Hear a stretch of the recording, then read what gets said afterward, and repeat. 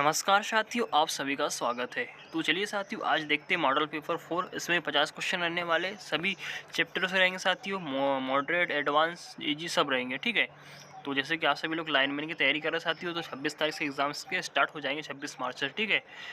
तो चलिए स्टार्ट करते हैं आज का सेशन। तो देख पा रहे साथियों, पहला क्वेश्चन है, एक 3 फेज 4 तार सिस्टम को आमतौर पर किसके लिए प्रयोग किया जाता है। तो भी आप सभी को पता होगा कि जो डिस्ट्रीब्यूशन ट्रांसफार्मर्स होते हैं वो क्या होते हैं, डेल्टा स्टार में होते हैं। मतलब साथियों 3 फेज 4 वायर होते हैं, ठीक है। प्राइमरी में 3 फेज रहता है, मतलब 3 तार रहते हैं साथियों। और जो सेकेंडरी में क्या रहता है, 3 फेस एंड 4 वायर, मतलब कि 3 फेस रहता है, ठीक है। और एक क्या रहता है साथियों, एक न्यूट्रल रहता है, ठीक है। तो ये आ जाएगा सेकेंडरी वितरण में आ जाएगा, ठीक है। तो पहला का आंसर आ रहा है बी, ठीक है। आगे देखिएगा साथियों, नेक्स्ट क्वेश्चन आ रहा है। क्वेश्चन है, आप देख पा रहे हैं कि आइए नियम के उपभोक्ता के परिसर में घोषित और वास्तविक वोल्टेज के बीच अधिकतम स्वीकार्य भिन्नता होती है। तो साथियों कितनी होती, वो होती है भैया 5% होती है। प्लस माइनस कितनी होती है, 5% होती है। तो साथियों याद रखिएगा, इंपॉर्टेंट क्वेश्चन है, एग्जाम में कई बार पूछा जा चुका है, ठीक है। आगे नेक्स्ट क्वेश्चन देखिए साथियों, पावर केबल में संचालक का आकार किस पर निर्भर करता है। तो ये भैया वहन की जाने वाली, क्वेश्चन का आंसर आ रहा है साथियों, वहन की जाने वाली धारा पर निर्भर करता है, ठीक है। आगे देखिएगा नेक्स्ट क्वेश्चन साथियों, अर्थिंग इलेक्ट्रोड को भवन से किस मीटर, मतलब कितने मीटर के अंदर की दूरी पर स्थापित किया जाना चाहिए जिस भवन के इंस्टॉलेशन सिस्टम को अर्थ किया जा रहा है।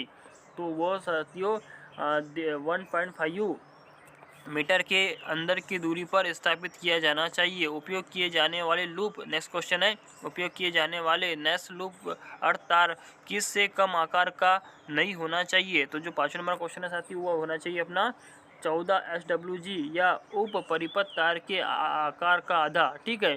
तो ये एक क्वेश्चन आता है साथियों, SWG क्या होता है। तो SWG का मतलब होता है स्टैंडर्ड वायर गेज होता है, ठीक है। आगे नेक्स्ट क्वेश्चन देखिए साथियों, एन प्रकार अर्धचालक में अल्पसंख्यक वाहकों माइनॉरिटी कैरियर के संकेंद्रण मुख्य रूप से किस पर निर्भर करता है। तो ये किस पर निर्भर करता है, ये डोपिंग तकनीक पर निर्भर करता है। आगे देखिए साथियों, एक सिंगल फेज ट्रांसफार्मर प्राइमरी पर 600 टन तथा सेकेंडरी पर 80 टन है। यदि प्राइमरी को 3300 वोल्ट सप्लाई से जोड़ा जाता है तो सेकेंडरी की वोल्टेज, मतलब कि ईएस निकालना है साथियों। कुछ नहीं करना है आप सभी को साथियों, ये फार्मूला तो याद ही होगा। एन एस अपान के क्या होता है, एन पी होता है, बराबर साथियों ई एस अपान के ई पी होता है, ठीक है।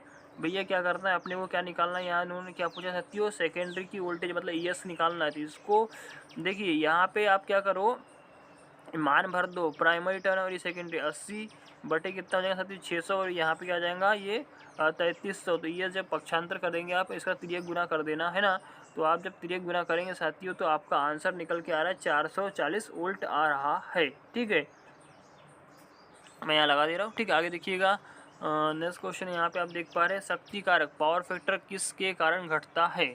तो इंडक्टिव लोड के कारण क्या होता है साथियों, पावर फैक्टर घटता है।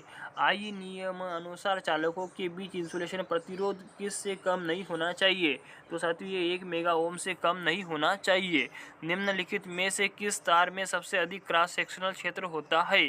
तो ये जस्ट अपोजिट होता है, जैसे जैसे संख्या बढ़ती है वैसे वैसे तार का साइज कम होते जाता है, डायमीटर व्यास क्या होता है साथियों, कम होते जाता है। तो यहाँ क्या पूछ रहा है, अधिक क्रॉस सेक्शन होगा, तो वो क्या होगा 9 SWG स्टैंडर्ड वायर गेज का क्रॉस सेक्शन सबसे अधिक होगा।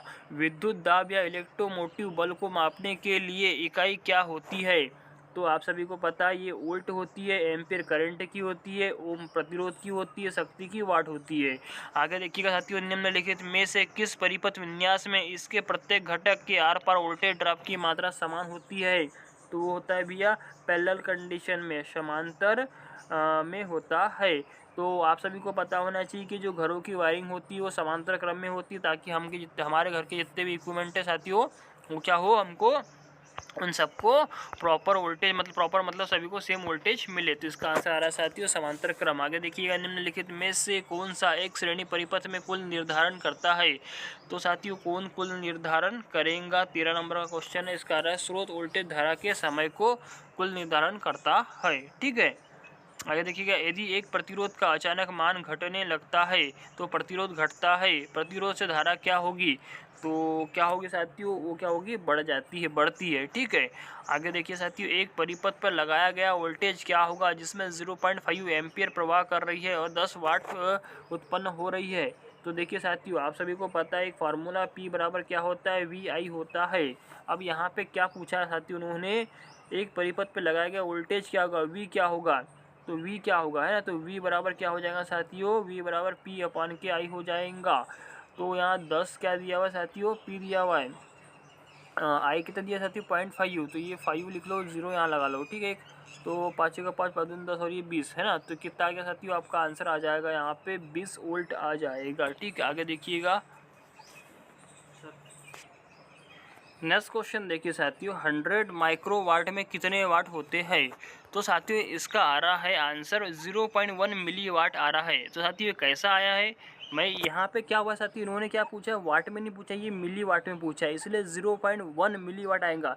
ये मैं बाजू में लगा दे रहा हूँ साथियों, आप इसमें देख लो। ठीक है, आगे देखिएगा, निम्नलिखित में से कौन सा एक वोल्ट मीटर के लिए उपयुक्त उपयोग है ना। तो आप सभी को पता होता है वोल्टमीटर जो होता है साथियों वो क्या करता है, विभवांतर को मापता है ना। आगे देखिएगा, एक डीसी परिपथ में एक वोल्ट मीटर को जोड़ते समय क्या अवलोकित किया जाना चाहिए। तो साथियों क्या अवलोकित किया जाना चाहिए, पोलैरिटी ध्रुवता को मापना, मतलब चेक किया जाना चाहिए।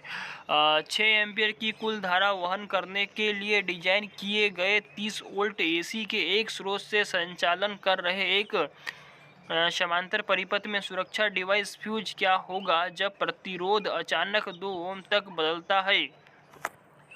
तो देखिए साथियों क्या होगा इसमें मैं आपको बता देना चाहूँ, क्वेश्चन आ रहा है कि जब 6 एम्पियर की कुल धारा वहन क्षमता है, मतलब टोटल करंट 6 एम्पियर से अधिक की नहीं होना चाहिए। ठीक है, अब वो बोलना चाह रहा है साथियों के लिए डिजाइन किया गया है, मतलब 6 एम्पियर के अधिक नहीं जाना चाहिए। तो 30 वोल्ट मतलब एसी है और 30 वोल्ट है, तो वी कितना इसमें 30 दिया हुआ है साथियों, और वो बोल रहा है कि किसी समांतर परिपथ में, है ना, सुरक्षा डिवाइस फ्यूज जब प्रतिरोध अचानक क्या होगा 2 ओम हो गया, 2 ओम तक बदलता है, तो आई बराबर क्या होता है साथियों, V/R होता है। तो यहाँ 30 क्या दिया है, ये दिया है वोल्टेज, और 2 क्या हो गया R, तो 2, तो साथियों कितना आएगा 15, तो ये 15 एम्पियर, मतलब ये इससे अधिक हो रहा है ना, तो ये ओवरलोड हो जाएगा, तो वो क्या हो जाएगा, परिपथ खुल जाएगा ना, मतलब कि जो पिघल जाएगा, क्या बोलते हैं अपने फ्यूज टूट जाएगा, है ना।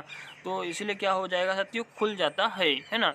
आगे देखिएगा, प्रतिरोध R के एक तार की लंबाई तथा क्रॉस सेक्शन दोनों दुगना हो जाता है तो इसका प्रतिरोध होगा। तो देखिए भैया, R बराबर क्या होता है साथियों, रो L/A होता है। अब इन्होंने क्या किया, ये L को भी दुगना कर दिया, A को भी दुगना कर दिया, कंडीशन सेम है, तो इसीलिए कुछ भी चेंज नहीं होगा, जैसा का वैसा रहेगा, इसीलिए इसका आंसर आ रहा है R। ठीक है, आगे देखिएगा साथियों, 200 वाट 200 वोल्ट लैंप का प्रतिरोध होता है, क्या होता है भैया, तो वो आ जाएगा 200 ओम हो जाएगा। कैसे कैसे 200 ओम होगा साथियों, देखिए आप सभी को पता है P बराबर क्या होता है, V का स्क्वायर अपान के R होता है। ठीक है, अब हमको निकालना क्या है, लैंप का प्रतिरोध, तो ये R इधर डाल दो, इधर P को इधर कर दो, तो V का स्क्वायर कितना साथियों, यहाँ 200 हो जाएगा, तो 200 अपान के साथियों कितना आ जाएगा 200, 200 200 कैंसिल ही हो जाएगा, और ये कितना आंसर आ जाएगा 200 प्रतिरोध हो जाएगा। ठीक है, आगे देखिए साथियों, नेक्स्ट क्वेश्चन जैसे कि आप देख पा रहे हैं, चलिए नेक्स्ट क्वेश्चन देखते हैं। एक मल्टीमीटर का उपयोग किसे मापने के लिए किया जाता है। तो भैया जो मल्टीमीटर होता है वो किसको मापने के लिए करता है, प्रतिरोध, धारा, वोल्टेज, इन सभी को मापने के लिए करता है। एक मल्टीमीटर एम्पलीफायर में वांछनीय विशेषता क्या है।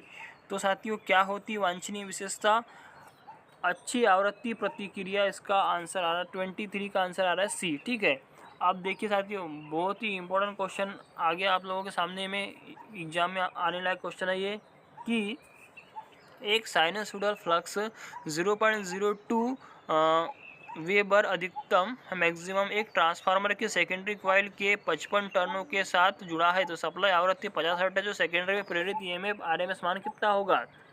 तो आपने साथियों ईएमएफ समीकरण देखा होगा किसका, ट्रांसफार्मर का, क्या होता है साथियों 4.445 मैक्सिमम एफ एन एन, मतलब कि number of turn, frequency N, maximum flux. ठीक है, तो ये क्या करना साथियों, इसमें अपना क्या करना, ईएमएफ का जो फार्मूला है इसमें 4.44 इंटू के जो मान है पुट कर देना। फाई कितना दिया हुआ है 0.02 इंटू के फ्रिक्वेंसी 50, एन कितना आती है 55 टर्न है। तो सेकेंडरी की जो आपका EMF RMS मान कितना आ रहा था निकल के जब गुणा करेंगे आप तो ये 244.2 इसका आंसर आ रहा है। ठीक, आगे देखिएगा एक मेगर में टर्मिनल होते तो ये 3 टर्मिनल होते, कौन से होते ये बाजू में लगा दे रहा हूँ, पढ़ लो आप। ठीक है, आगे देखिएगा संकेत एच एफई निम्न के समान होती है तो बीटा DC के समान होती है। आगे देखिए साथियों एक NPN के आधार में अधिकांश इलेक्ट्रॉन प्रवाह करते हैं। तो क्या प्रवाह करते भैया, तो इसमें आ जाएगा कलेक्टर मतलब कि संग्राहक, आंसर इसका आ जाएगा। ठीक है, आगे देखिएगा एक ट्रांजिस्टर में संग्राहक धारा को किससे नियंत्रित किया जाता है। 28 नंबर का क्वेश्चन है, इसका आंसर आएगा साथियों बेस धारा से कंट्रोल किया जाता है। आपको एक AC फैन मोटर की गति नियंत्रित करने के लिए एक बहुत दक्ष थायरिस्टर की आवश्यकता है। उपयोग करने के लिए एक अच्छा डिवाइस होगा। तो एक अच्छा डिवाइस साथियों एक ट्रायक होता है। आगे देखिएगा जब JFET का फुल फॉर्म पूछता है जंक्शन फील्ड इफेक्ट ट्रांजिस्टर धारा नियंत्रण करने के लिए सक्षम नहीं हो तो यह बिंदु कहलाता है। ठीक है, तो ये क्या कहलाता है भैया ब्रेकडाउन क्षेत्र। ठीक है, एक JFET के साथ एक इनपुट वोल्टेज परिवर्तन के विरुद्ध आउटपुट धारा परिवर्तन का एक अनुपात कहलाता है। 31 नंबर का क्वेश्चन है साथियों, इसका आ जाएगा ट्रांस कंडक्टेंस हो जाएगा। ठीक है, दी आधारित बाइनरी संख्या 1011010 को हेक्साडेसिमल में बदलिए। तो देखिए साथियों इसमें क्या होता है, आपको पहले 4 के पेयर बनाने होते हैं। ठीक है, तो ये आप जब 4 के इसके पेयर बनाएंगे, यहाँ पे क्यों लगा देना। ठीक है, तो ये जब आप साथियों इसके 4 के पेयर बनाएंगे तो इसका मैं टेबल देखिए बना के आपके लिए डाल दे रहा हूँ, कैसे बनता है ये आप इसमें समझ जाएंगे। तो ये टेबल को भी याद रख सकते हैं या फिर ये इसको मैं सॉल्व करके भी यहाँ लगा दे रहा हूँ साथियों, तो आप देखिए इस टाइप से यह बनता है। ठीक है, आगे देखिए साथियों नेक्स्ट क्वेश्चन आ रहा है आप लोगों के लिए। क्वेश्चन आ रहा है साथियों एक BCD अंक को स्टोर करने के लिए इस्तेमाल बिटों की संख्या कितनी होती है भैया। जो 33 नंबर का क्वेश्चन है जैसे कि आप देख पा रहे हैं, इसका आंसर आ रहा है B। ठीक है, B मतलब कि 4। आगे देखिएगा क्वेश्चन में साथियों आप देख पा रहे एक ADCS में सैंपल एंड होल्ड परिपथों को किसके लिए डिजाइन किया जाता है। तो 34 नंबर क्वेश्चन है साथियों, इसका आंसर है रूपांतरण प्रक्रिया के समय इनपुट एनालॉग सिग्नल स्थिर करने। ठीक है, आगे देखिएगा एक परिपथ ब्रेकर होता है। 35 नंबर का क्वेश्चन है साथियों। ठीक है, इसका C आंसर आ रहा है निर्वतनीय सुरक्षा डिवाइस, इसका आंसर है। ठीक, आगे देखिएगा किसी दिए गए परिपथ में धारा 24 एम्पीयर से अधिक नहीं है, फ्यूज का कौन सा मान सबसे अच्छा होता है। तो भैया वो 24 एम्पीयर आएगा, है ना, अप्रॉक्स उतना ही दिया हुआ, यहाँ कम का तो आएगा नहीं है, फिर उससे अधिक है ना, यहाँ पे दिया हुआ नहीं है। तो देखिए 24 एम्पीयर आएगा। ठीक, आगे देखिएगा एक अमीटर किसे मापने के लिए उपयोग किए जाने वाला एक विद्युत यंत्र है। तो अमीटर से धारा को मापते हैं, करंट को मेजर करते हैं। एक DC जनरेटर में अवशिष्ट रेसिडुअल चुंबकत्व निम्न के आर्डर का होता है, 2.5% होता है। लोडिंग पर DC शंट जनरेटर का टर्मिनल वोल्टेज क्या होगा साथियों। 39 नंबर का क्वेश्चन है जैसे कि आप देख पा रहे हैं, इसका आंसर आ रहा है धीरे धीरे क्या होगा, घटता है। समांतर ऑपरेशन के लिए सामान्य रूप से अभिमान्य DC शंट जनरेटर किसे होता है, मतलब कैसे होता है। तो देखिए साथियों जो समांतर ऑपरेटिंग पे सामान्य रूप से अधिमान्य DC शंट जनरेटर 40 नंबर का क्वेश्चन जैसे कि आप देख पा रहे हैं साथियों, इसमें दोनों A और C। ठीक है, A और C है ना, ये आंसर इसका आ रहा है D, A और C। आगे देखिए साथियों नेक्स्ट क्वेश्चन आ रहा है एक DC मोटर की गति में वृद्धि के साथ क्या होगा साथियों, वृद्धि के साथ में बैक EMF बढ़ता है परंतु लाइन धारा गिरता है। ठीक है, आगे देखिए किसी मोटर के नेम प्लेट पर निर्दिष्ट आउटपुट सदैव होता है। तो वह क्या होता है साथियों, बहुत ही इंपॉर्टेंट क्वेश्चन है। चुंबकीय खिंचाव बल पे आधारित होती है मोटर, तो ये होता है भैया उसके शाफ्ट पर आउटपुट वोल्टेज होता है। ठीक है, आगे देखिएगा एक DC कंपाउंड मोटर फील्ड के रेगुलेटर किसके लिए प्रदान किए जाता है। तो आपको पता होना चाहिए किसके लिए प्रदान किया जाता है, फ्लक्स नियंत्रण के लिए प्रदान किया जाता है। आमतौर पर पावर ट्रांसफार्मर का किसके चारों ओर अधिकतम दक्षता रखने के लिए डिजाइन किया जाता है साथियों। तो ये भी आपको पता होना चाहिए, बहुत ही इंपॉर्टेंट क्वेश्चन है। तो ये आ रहा है लगभग फुल लोड। ठीक है, आगे देखिएगा, दो ट्रांसफार्मर को समांतर में जोड़ा गया है। इन ट्रांसफार्मरों में समान प्रतिशत इम्पीडेंस नहीं है जिसका परिणाम होगा। 45 नंबर क्वेश्चन है साथियों। डी इसका आंसर आ रहा है। ट्रांसफार्मर की लोडिंग उनके केवीए रेटिंग के समान में नहीं। आगे देखिएगा, दिन और रात के समय वायुमंडलीय तापमान के विचलन के कारण ट्रांसफार्मर कूलिंग ऑयल के आयतन में परिवर्तन ट्रांसफार्मर के किस भाग के द्वारा ध्यान में रखा जाता है? तो भैया इसका आंसर आ रहा है अपना कंजर्वेटर के माध्यम से ध्यान रखा जाता है। कंजर्वेटर क्या होता है कल भी बताया था, और उससे रिलेटेड क्वेश्चन देखना है, ट्रांसफार्मर देखना चाहती हो तो जो ट्रांसफार्मर का ऑपरेशन कैसा होता है, कैसे शूट होता है, सब चीज़ इसमें बता चुका हूँ, मतलब पहले वीडियोस में डाल के रखा हो। ठीक है, आगे देखिएगा, निम्नलिखित में से किस यंत्र का उपयोग केवल, तो साथ ही इसका आंसर है कंजर्वेटर है। ठीक है, निम्नलिखित में से किस यंत्र का उपयोग केवल एसी धारा मापने के लिए किया जाता है? तो 47 नंबर का क्वेश्चन है साथ ही उसका आंसर आ रहा है इंडक्शन प्रकार अमीटर का। आगे देखिएगा, 48 नंबर का साथ क्वेश्चन आप देख पा रहे हैं, एक ऑक्सिलोस्कोप इंगित करता है, तो क्या इंगित करता है भैया? 48 नंबर क्वेश्चन है, वोल्टेज का शीर्ष से शीर्ष मान पीक टू पीक वैल्यू एक बैलिस्टिक गैल्वेनोमीटर में डिफेक्टिंग टार्क किसके समानुपाती होता है? तो ये कॉइल के द्वारा धारा। ठीक है, आगे देखिएगा, किसी यंत्र की पूर्ण शुद्धता को इसके खालिस्तान से आंका जा सकता है, तो भैया किसके द्वारा है? त्रुटि का मानक विचलन है ना, तो इसके द्वारा मापा जाता है। आगे देखिए साथियों, नेक्स्ट मॉडल पेपर नंबर 5 है, नेक्स्ट क्लास में करेंगे। तो साथियों तब तक के लिए आप सभी को मेरा प्यार भरा धन्यवाद। हंस रहे मुस्कुराते रहे साथियों, पढ़ते रहे, तैयारी जरूर करें साथियों, आप लोग जरूर सिलेक्शन होगा। तो साथियों धन्यवाद।